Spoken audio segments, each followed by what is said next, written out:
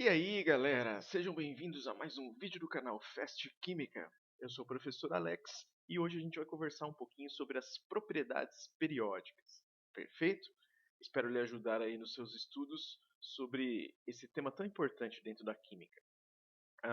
Dentre as propriedades periódicas, a primeira que a gente vai estudar é o raio atômico. E galera, concentrem-se muito no raio atômico porque é uma propriedade muito importante. Se você conseguir compreender as variações dentro da tabela que indicam o raio, ou seja, que indicam o tamanho do átomo, você consegue entender com maior facilidade as próximas propriedades que a gente vai estudar. Perfeito? Então, o que seria o raio atômico?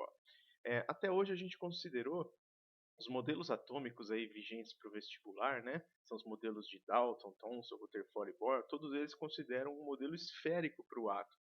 Então, se a gente aproxima o modelo atômico de uma esfera, a gente consegue medir a distância entre o centro dessa esfera, falando de átomos, o núcleo, né, prótons e nêutrons, e essa distância entre núcleo até o último elétron da eletrosfera, que seria a borda da esfera. Então, se a gente tem um núcleo, um centro e uma eletrosfera que delimita o tamanho desse átomo, a gente tem um raio, tá? Uma distância entre centro e borda dessa esfera. Então, isso é o raio atômico. Ou seja, o que a gente vai estudar neste vídeo? Quais são os átomos grandes e quais são os átomos pequenos quando a gente analisa a tabela periódica. É isso que você tem que sair daqui hoje sabendo fazer, tá? O conceito do raio atômico é importante, mas o mais importante hoje é que você olhe para a tabela periódica e consiga visualizar o seguinte: esses átomos aqui, ó, são os grandes, esses átomos são os pequenos. Eu sei comparar um átomo em cima e um embaixo, eu sei comparar átomos que estão lado a lado da tabela. Eu sei dizer quem são os maiores, quem são os menores, olhando a distribuição eletrônica, por exemplo, desses átomos, tá? Essa é a parte importante, e é isso que a gente vai fazer no videozinho de hoje. Beleza? Então essa é a definição do raio. Fiquem espertos com a unidade de medida, tá? Como átomos são elementos extremamente, são partículas extremamente pequenas, né? Então a gente está falando sobre subunidades de metro. A unidade que está aí para vocês é o picômetro, 10 a menos 12 metros. Mas vez ou outra pode aparecer também em exercícios a unidade chamada angstrom, que é 10 a menos 10 metros. Maravilha? Vamos começar com a variação mais difícil. Ó. Quando você olha para a tabela periódica, você tem 18 grupos ou famílias e 7 períodos. Tá? Quando a gente for analisar as famílias, é muito fácil de entender. O período é um pouquinho mais chato, então vamos começar por ele. Existem 7 períodos na tabela, perfeito? Por que são 7, galera? Porque o último átomo que a gente estuda aqui no ensino médio, ele é o átomo de Bohr, ele faz referência a 7 camadas para o átomo. Então a distribuição na tabela periódica leva em consideração o número de camadas ou níveis de energia, como a gente vê mais para o final do modelo de Bohr. Então, quando você analisa a tabela periódica, por que ela tem 7 períodos? Porque no primeiro período estão todos os átomos que só têm uma camada, hidrogênio e hélio. No segundo período, todos que têm duas camadas, e assim por diante, até você chegar no sétimo período, onde todos os elementos do sétimo período são elementos que têm 7 camadas, certo? Aí o número de elétrons dentro dessas camadas vai variar, mas o importante é o número de camadas que cada um desses átomos tem. Ou seja, quando a gente analisa um átomo do mesmo período, seja ele qual for, a gente está analisando átomos que têm o mesmo número de camadas. E como que eu vou distinguir qual é maior, qual é menor, se eles têm a mesma quantidade de camadas? Faça a comparação, a analogia com uma cebola. A cebola tem várias camadas. Se eu pegar duas cebolas que têm o mesmo número de camadas, elas são praticamente do mesmo tamanho. Lógico que como a gente está fazendo uma analogia esquisita, as cebolas nunca vão ser do mesmo tamanho.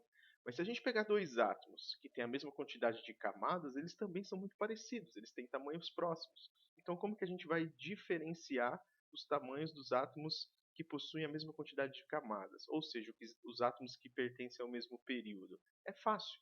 É só você pensar o seguinte: se o número de camadas é o mesmo, qual desses átomos será que atrai essas camadas com mais força, ou seja, que agrupa mais essas camadas? É o átomo que tem mais cargas positivas no centro.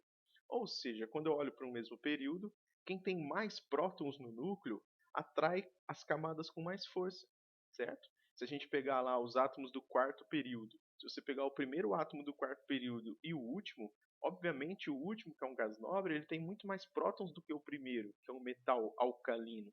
Então, quem tem mais prótons agrupa mais essas camadas. No nosso exemplo aqui, 4 camadas. Portanto, quem está mais à direita da tabela, mais próximo dos gases nobres, é sempre menor do que quem está mais à esquerda, mais próximo dos metais alcalinos. E isso analisando os átomos de uma mesma linha, de um mesmo período, certo? Quem tem mais prótons atrai mais as camadas de elétrons e fica menor. Essa é a variação dentro de um período. Por isso que a gente fala que o raio aumenta da direita para a esquerda dentro de um mesmo período, tá certo? Que é o que está aqui para vocês, ó, essa seta aqui de cima. O raio atômico ele vai aumentando dos gases nobres em direção aos metais alcalinos, numa mesma linha, no mesmo período. E dentro de um mesmo grupo, aí é muito fácil. Aí é o exemplo que a gente falou agora há pouco da cebola, né? A cebola que tem mais camadas é maior que a que tem menos camadas, mais partes. O átomo é a mesma ideia. Quem tem uma camada só é pequenininho, quem tem 7 camadas é um átomo grandão. Então o raio atômico aumenta de cima para baixo, como você pode ver aqui na seta, dentro da tabela periódica. Quem está mais em cima é pequeno, quem está mais abaixo é maior. Quem está à direita é pequeno, quem está à esquerda é maior. Ou seja, olha que legal, essa tabela aqui meio em 3 dimensões, né? A gente tem uma região da tabela periódica, que é essa região aqui perto do frâncio, do césio, que é uma região que tem átomos grandes. E a região que é o canto inferior esquerdo, né? E o canto superior direito da tabela, lá onde está o hélio, o neônio, o flúor, é uma região que tem átomos pequeninos. Então a gente consegue distinguir na tabela a região de átomos grandes e a região de átomos pequenos. Ah, professor, mas tem uma variação ali no meio. Existe, tá? Essa variação existe. A gente não estuda. Ela não é alvo de exercício, seja de vestibular, seja em provas. E para nós vale só a regra, tá? A regra é a regra que aponta para o canto inferior esquerdo da tabela para átomos grandes e para o canto superior direito da tabela para átomos pequenos. Maravilha? É assim que varia o raio atômico dentro da tabela. Para fechar o nosso videozinho, vamos ver se você entendeu direitinho. Vamos analisar esse gráfico aqui de uma maneira rápida e sucinta. Ó. Aqui a gente tem períodos, né, da tabela periódica e o raio atômico variando em função desses períodos do número atômico. Olha que legal. Se a gente pegar aqui, ó, vamos pegar do lítio. O lítio é o primeiro átomo do segundo período, da segunda linha da tabela. O hélio, ele é o último átomo, também do segundo período. Olha como o raio diminui. Por que o raio diminui? Porque ambos têm 2 camadas. Mas conforme a gente vai caminhando na tabela do lítio em direção ao neônio, vai aumentando o número de prótons no núcleo, então o átomo vai diminuindo. Quando chega no neônio, que é o último átomo dessa linha, né, da segunda linha do segundo período, se a gente quiser continuar a sequência, a gente tem que ir para o período de baixo, que é o que está escrito aqui no gráfico. A gente vai para o terceiro período. O primeiro átomo do terceiro período é o sódio. Olha a diferença de raio entre neônio e sódio. Por quê? Porque aí vai naquela segunda regrinha, aumentou uma camada. Aí o átomo fica bem grandão. Aí se a gente comparar todos da terceira camada, do sódio em direção ao argônio, olha a queda de novo, porque está aumentando o número de prótons. E assim sucessivamente. Ó, muda o período, aumenta muito. No mesmo período, diminui. Muda o período, aumenta muito. E assim vai. Perfeito, galera? Essa é a variação do raio atômico dentro da tabela. Estude com calma, estude com paciência e deixe as suas dúvidas nos comentários, que em breve eu respondo para vocês, tá bom? Espero ter ajudado e até o próximo vídeo.